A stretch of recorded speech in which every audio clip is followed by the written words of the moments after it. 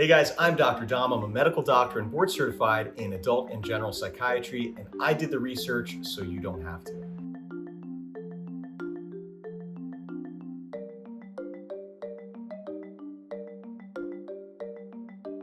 Memory, a really complex production of events that allow us to live our lives in a productive way. Memory is incredibly challenging to understand, but I'm going to break it down to a couple basics. Now, how does memory work? Well, again, it's very complex and intricate, but basically what happens is we have our five senses, right? Our five senses convert information into a form that can be stored. So that's what's called encoding. That's step number one. We take the information from our five senses and encode it into a storable form. Now, step number two is storage. Memory is stored. This is sensory information, as well as short-term memory and long-term memory. That's how that's broken up. And short-term memory, just so you guys know, is just a few minutes. We call that working memory. I know you said that. You said that already. And long-term memory is the rehearsed and encoded long-term memory that can last for up to years and years and years. These are some of those childhood memories that you have.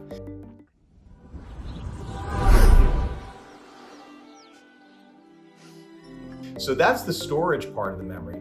Then we, of course, need the retrieval part of memory, which is step three. Now, retrieval is recalling the stored long-term memory from the areas of the brain that store it. These are Riley's memories, and they're mostly happy, you'll notice, not to brag. That has some dependence on the strength of the memory, the context of the memory, potential cues that help you recall that memory. So basically, attention, emotion, motivation, and importance of that experience are what dictate how that memory is stored and if it's stored as a long-term memory. So those are the basics, the encoding, storage, and retrieval of our memory system.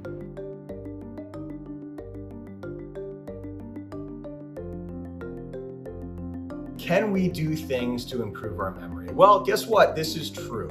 There are things we can do. And what we've learned about the human mind and brain is that it is truly a use it or lose it organ. It's very similar to our physical body in the sense of if we work out, we have more muscle tissue, etc. I'm about to get this brain into shape. So activities that challenge and stimulate cognitive function, meaning the way that you think, can absolutely help memory. We know this through research. We also know that mindfulness, we've talked about meditation, but mindfulness meditation has actually improved focus, attention, and working memory. So I would highly encourage you guys to take up some mindfulness meditation. A few other things to keep in mind are learning a new skill.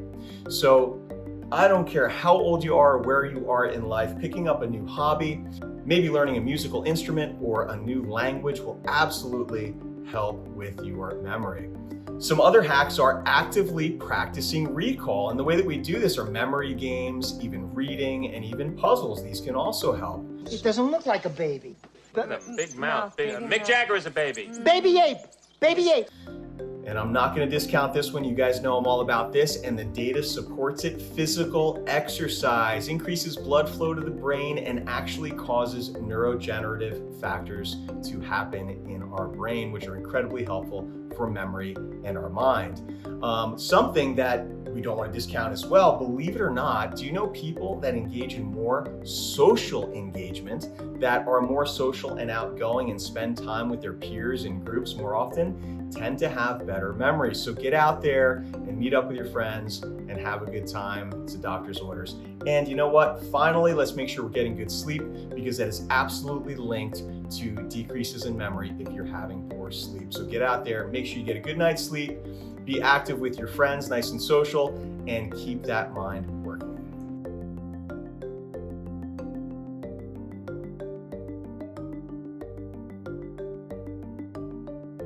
Among mammals, it is true the African elephant has one of the best memories. It has one of the best long-term memories. I wish I had a memory like an elephant. Because we know that it can remember locations, it can remember water sources, it can remember migration patterns.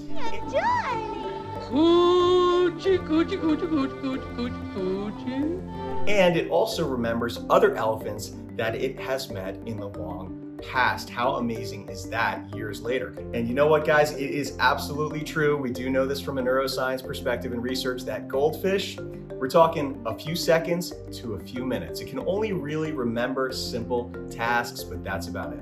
It's a goldfish. You know why? No. It's got a 10-second memory. Be a goldfish, Sam.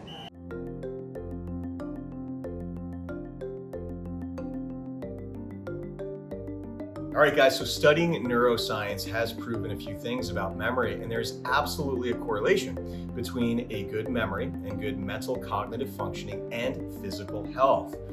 We know this tremendously. So we absolutely know that exercise, diet, and sleep, all physical activities, will increase brain health and increase blood flow to the brain, increase growth factors to the brain, and promote what we call neuroplasticity, which is the brain's ability to adapt over time and actually make changes according to what it needs to do. We know for sure that hydration and having the proper water intake is very important for cognitive function. And remember, always be hydrating. Okay, I will. And dehydration is one of the largest causes for mental impairment in a lot of people. Nutrition, we know that omega-3 fatty acids, we know that fish, fruits, and vegetables are very important in maintaining good cognitive function. These are all medically, empirically verified facts. Sleep quality, we know that absolutely sleep quality is another one that affects our memory in a very direct way. And stress reduction is very important in maintaining good cognitive function. Now, people that develop Alzheimer's disease or various dementias and have cognitive problems tend to become less social, and they have a harder time caring for themselves, quite obviously, with what we call activities of daily living. And the less social engagement, the decreased physical activity, all of these things unfortunately contribute to a downward spiral in physical health. And that's why maintaining your mental health is just as important and completely related to your physical health. Thank you so much for watching. Click here to subscribe and click here for more.